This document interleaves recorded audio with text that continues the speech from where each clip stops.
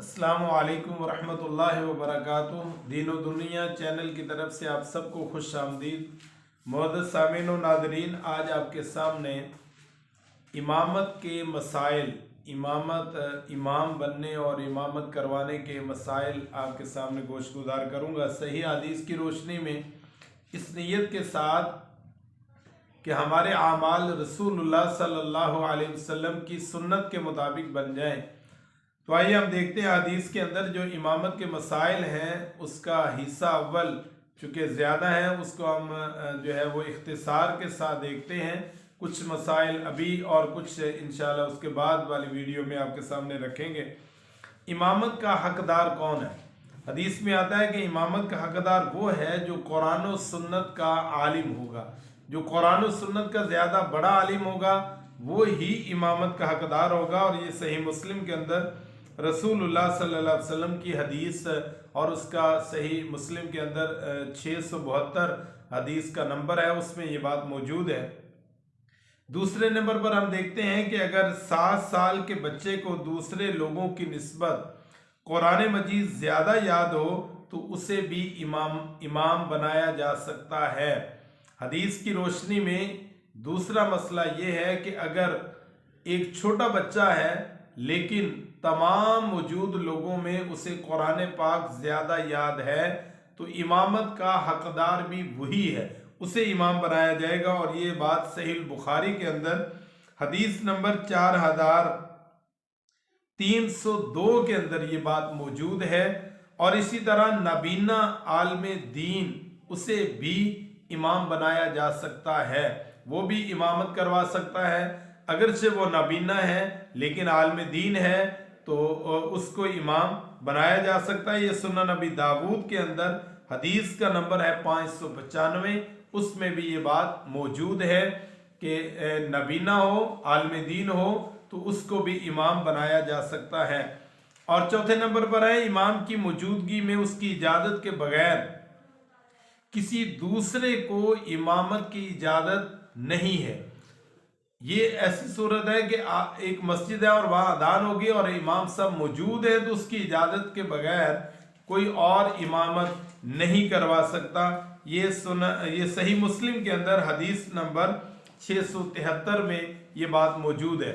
लेकिन अगर इमाम मस्जिद में मौजूद नहीं है, नमाज का टाइम हो चुका है, तो इमाम का हक है कि उसका थोड़ा सा इंतज़ार कर लिया जाए। लेकिन जब यकीन हो जाए कि इमाम हो सकता है किसी मजबूरी की वजह से नहीं पहुंच पाए तो ऐसी सूरत में कोई और आदमी जो इमाम बनकर उसकी जमात करवा सकता है। लेकिन इमाम मौजूद हो तो उसकी इजाज़त के बगैर कोई दूसरा आदमी इमामत नहीं करवा सकता। 5वें नंबर पर हम देखते हैं कि जिस इमाम पर लोग शिरक, बिदअत, जहालत और गुनाहों के बायस लोग नाराज़ हों तो उसकी नमाज कबूल नहीं होगी। ये रसूलुल्लाह सल्लल्लाहु अलैहि वसल्लम का फरमान है। सुनन अबी दाऊद के अंदर है, किताबुस सलात में 593 हदीस का नंबर है, उसमें ये बात मौजूद है कि ऐसा इमाम जिससे लोग नाराज हैं, उसकी जहालत की वजह से, शिरक की वजह से, बिदात की वजह से, मुआमलात की वजह से, उसके गुनाहों की वजह से, उसके रवैये की वजह से, लेकिन बगैर उधर नहीं उस पर इल्ज़ाम लगा के बंदा कहे कि इसकी नमाज नहीं है। अगर वाक़ियतन दलाइल मौजूद है, उधर है और उसके अंदर वो बातें मौजूद हों तो ऐसी सूरत में उसको इमाम नहीं बनना चाहिए। अगर वो इमाम बनता है तो उसकी नमाज भी कबूल नहीं होती। कोई बड़ा आलिम दीन, 6ठे नंबर पर हम देखते हैं अपने से कम इल्म वाले, बड़ा आलिम दीन है और दूसरा उससे कम इल्म वाला है, उसके पीछे भी नमाज पढ़ सकता है, इसमें कोई हर्ज वाली बात नहीं है। यहाँ तक कि आप सल्लल्लाहु अलैहि वसल्लम ने एक मरतबा सैयदना हज़रत अब्दुर्रहमान बिन औफ सहाबी रसूल है रज़ी अल्लाह ताला अन्हु, उनकी इक्तदा में भी नमाज फजर को अदा किया था। आप खुद नबी हैं और आपने अपने उम्मती के पीछे उनकी इमामत में नमाज फजर को अदा किया। तो ये सही मुस्लिम के अंदर 274 हदीस नंबर में ये बात मौजूद है। और 7वें नंबर पर हम देखते हैं कि मुसाफिर इमाम जो है ये मुकामी लोगों की इमामत भी करवा सकता है, इसमें कोई हरज वाली बात नहीं है। अलबत्ता इमाम के सलाम फेरने के बाद मुकीम लोग अपनी नमाज मुकम्मल कर लेंगे। ये भी रसूलुल्लाह सल्लल्लाहु अलैहि वसल्लम का सुनन नबी दाऊद में 1229 हदीस में ये बात मौजूद है। यानी इमाम वो बन रहा है जो मुसाफिर है, और मुसाफिर में जो है वो आधी नमाज अदा करनी है, जो है वो मुकम्मल नहीं पढ़नी, सफ़र वाली नमाज पढ़नी है। तो लिहाजा ऐसी सूरत में इमाम अगर ज़ोहर की नमाज पढ़ा रहा है, असर की पढ़ा रहा है, इशा की पढ़ा रहा है, तो ऐसी सूरत में वो 2 रकत नमाज पढ़ के सलाम फेर देगा, और बाकी लोग जो मुकीम हैं वो खड़े होकर अपनी 2 रकत पढ़ेंगे ताकि उनकी 4 पूरी हो जाए। फितने से बचने के लिए फासिक और फाजिर और गुनहगार शख्स की इक्तदा में नमाज पढ़ना जायज़ है। अगर कोई ऐसी बात हो कि कोई फितने का डर हो, लड़ाई का डर हो, तो ऐसी सूरत में अगर इमाम को फासिक भी है, गुनहगार भी है, तो उसके पीछे भी नमाज पढ़ी जा सकती है, सिर्फ इस डर की वजह से कि कहीं फितना ना फैले। और ये सहीह बुखारी के अंदर हदीस का नंबर है 695, उसमें ये बात मौजूद है। ये तब है जब फितने का डर हो। इससे ये अंदाजा लगा लें कि फितना फैलाना और फितना फैलाने का सबब बनना ये कितना बड़ा गुनाह है।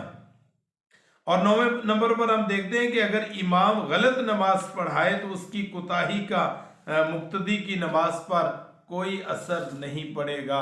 अगर इमाम है वो गलत नमाज पढ़ाता है, उसका अंदाज गलत है, कुरान गलत है, या कोई और असबाब है, वो नमाज में ठीक नहीं है, सुन्नत के मुताबिक नहीं पढ़ता है, तो ऐसी सूरत में मुक्तदी की नमाज पर कोई असर नहीं पड़ेगा।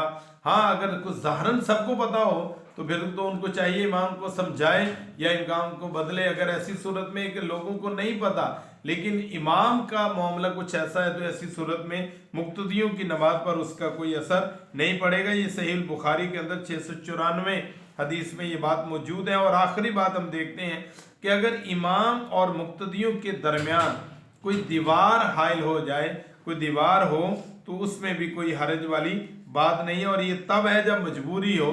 अगर मजबूरन हो कि इमाम और मुक्तदियों के दरमियान कुछ फासला, दरमियान में दीवार वगैरह है, तो इससे कोई हरज नहीं होता। और ये रसूलुल्लाह सल्लल्लाहु अलैहि वसल्लम की हदीस सुनन अबी दाऊद के अंदर 1126 नंबर पर ये बात मौजूद है। ये थी कुछ बातें, कुछ मसाइल हदीस की रोशनी में 10 बातें आपके सामने रखी हैं। बकिया 10 इंशाल्लाह अगली वीडियो के जरिए आप तक पहुंचाएंगे। इजाज़त दीजिए, अल्लाह हाफिज़, अस्सलामु अलैकुम व रहमतुल्लाहि व बरकातुहू।